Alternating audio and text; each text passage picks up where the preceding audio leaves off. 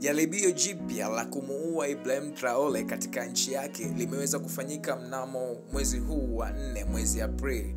Unaweza ukajiuliza kwamba jambo hili linawezaje likafanyika? Ni kwamba kumetokea tetesi hizo ambazo zimewekwa wazi hadharani kabisa ya kwamba kuna bwana mmoja kutoka nje ya nchi ya Burkina Faso ambaye alikuja na fedha takribani dola milioni 5 na aliwatafuta walinzi wa karibu wa Ibrahim Traore na akaweza kuwapatia pamoja na silaha ambazo zingetumika, yani kwa maana ya risasi ambazo zingetumika kwa ajili ya kuweza kumwangamiza Ibrahim Traore.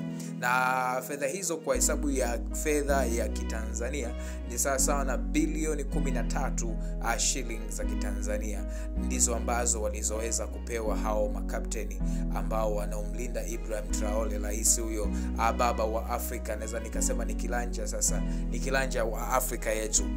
Ni kwamba mababelo kutoka nchi za nje pamoja na serikali mbalimbali zimekuwa zikileta mashambulizi makubwa sana kutumia makundi mbalimbali ya hawa ambao wanaojiita waasi, makundi ya hawa ambao wanaotumia Uislamu kama ngao ya kwamba wanatetea dini, lakini si maana halisi ya Muislamu. Muislamu ni mtu ambaye anayependa amani. Kwa hiyo gaidi yeyote yule ambaye anatekeleza matendo ya kimauaji, huyo ni gaidi tu, wala sio Muislamu. Kwa hiyo basi makamanda hao ambao waliokuwa wamepewa ofa hiyo walikubali, wakasema kwamba haina shida yoyote, tutachukua fedha na tutaenda kumtafuta Ibrahim Traore.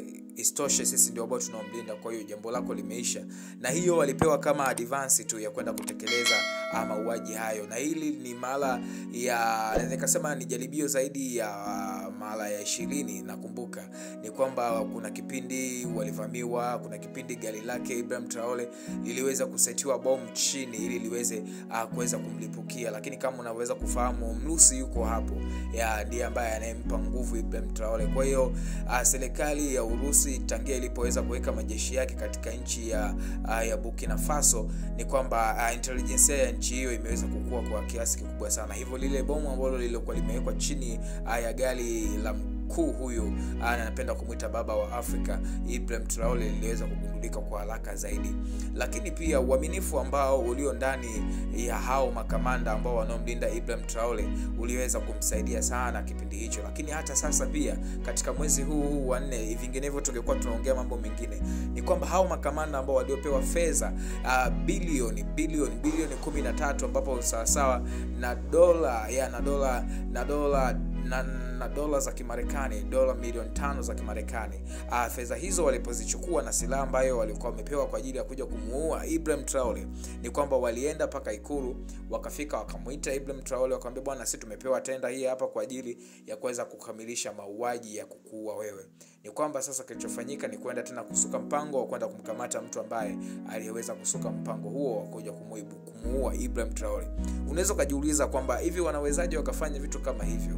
Wanawezaje wakawa na uaminifu mkubwa kwa Ibrahim Traore? Ni kwamba makamanda katika nchi ya Burkina Faso ni wazaliwa wa ndani ya nchi ya Burkina Faso, na kila rais aliyepita na wenyewe pia wameshuhudia jinsi nchi yao ilivyokuwa inapitia mambo magumu, serikali jinsi ilivyokuwa inasumbua wananchi. Kwa wanajeshi pia wanafahamu kazi anayoifanya Ibrahim Traore. Makamanda wamejitolea kufa na kupona kuhakikisha Ibrahim Traore, rais huyu wa Burkina Faso, aweze kuishi na aweze kutekeleza mipango ambayo iko mbele yao ya kuweza kutengeneza Burkina Faso mpya, kwa sababu nchi ya Burkina Faso ina madini, ina kila aina ya utajiri. Kama nilivyoweza kukwambia juzi kati tu, ameweza kuanza kuwalipa wanafunzi wote wa vyuo vikuu na amewatengenezea njia ya maisha ambayo yatakuwa ni bora kwao, kwa sababu hiyo hela ambayo anawalipa ni sawa na 500,000 ya Kitanzania. Ni kwamba anawalipa hiyo fedha ambayo inakuwa inawasaidia wao kujikimu wanapokuwa chuo, na wanapokea kila baada ya mwezi mmoja, na sio mkopo,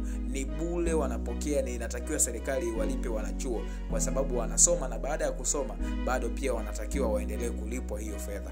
Kwa hiyo basi naweza nikakwambia ndugu yangu mpenzi mtazamaji, ni kwamba nchi ya Burkina Faso, hata wanajeshi ambao walioko ndani ya nchi hiyo wanafahamu kazi anayoifanya Ibrahim Traore, ni kwamba iko kwa ajili pia ya faida ya vizazi vyao vijavyo.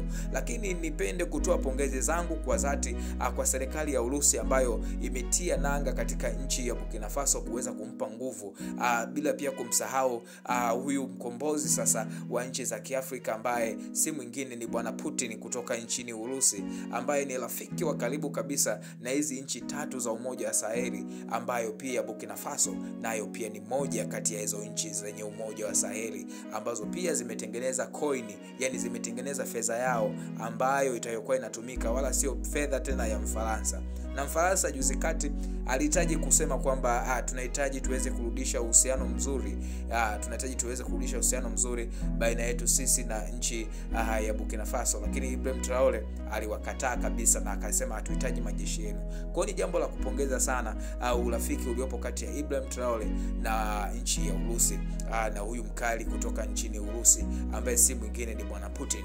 Lakini pia taarifa nzuri ambazo zilizopo leo mezani ni kwamba nchi ya Urusi pia imeweza kushirikiana kuingia sasa mkataba na nchi ya Kongo, ambapo sasa hapo unaenda kumkuta bwana Tshisekedi, rais wa nchi ya Kongo, ambaye pia ameweza kuingia mkataba. Na hivi sasa ninavyoongea na wewe, kama ufahamu, ni kwamba nchi ya Urusi imeweza kutuma sasa wanajeshi wake wenye utaalamu na ufundi wa hali ya juu katika masuala ya kivita na kwenda sasa ndani ya nchi ya Kongo. Tunapoongea hivi mimi na wewe ni kwamba katika nchi ya Kongo majeshi ya Urusi yameshatia nanga na yameweza kuingia. Unaweza ukashangaa ukajiuliza, sasa inawezekanaje kwamba Urusi ana vita yeye na Ukraine, lakini pia Urusi anajitokeza kwamba Urusi huyo anaenda anaisaidia Kongo, Urusi huyo anajitokeza anaenda anaisaidia Burkina Faso, lakini pia kwa wakati huu Urusi ana vita yeye pamoja, yani Urusi na Ukraine pia kuna vita. Kwa hiyo sasa unajiuliza hivi inawezekanaje?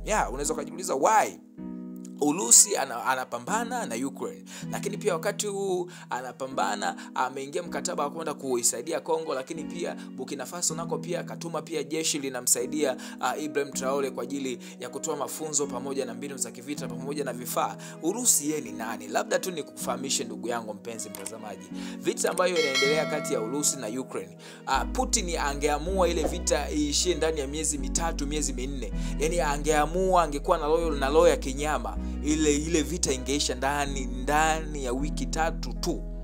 Kwa sababu hiyo nakupa evidence, ninakupa ushahidi. Tazama video ambazo zilizopita juzi, ni kwamba tulimuona Putin akibembelezwa na rais wa Marekani Trump, akibembelezwa tena akiambiwa bwana aibu mpunguzie tu. Yani naomba tu nikwambie kwamba Putin angeamua, rais wa Urusi Putin angeamua kuipiga Ukraine ndani ya miezi mitatu. Hilo jambo liko ndani ya uwezo wake hata sasa ninavyoongea mimi na wewe.